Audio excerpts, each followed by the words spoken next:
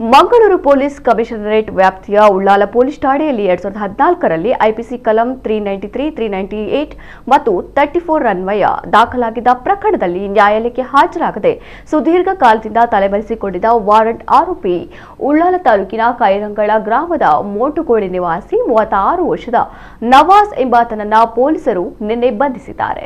ಆರೋಪಿಯನ್ನ ಮಂಗಳೂರು ನಗರದ 7ನೇ ಜೆಎಂಎಫ್ಸಿ ನ್ಯಾಯಾಲಯಕ್ಕೆ ಹಾಜರುಪಡಿಸಲಾಗಿದ್ದು, ನ್ಯಾಯಾಲಯವು ಆರೋಪಿಗೆ ಮಾರ್ಚ್ 25ರ ತನಕ ನ್ಯಾಯಾಂಗ ಬಂಧನ ವಿಧಿಸಿದೆ. ಉಳ್ಳಾಲ ಪೊಲೀಸ್ ಠಾಣೆಯ ಅಧಿಕಾರಿ ಮತ್ತು ಸಿಬ್ಬಂದಿಯ ತಂಡ ಈ ಕಾರ್ಯಾಚರಣೆಯನ್ನು ನಡೆಸಿತ್ತು.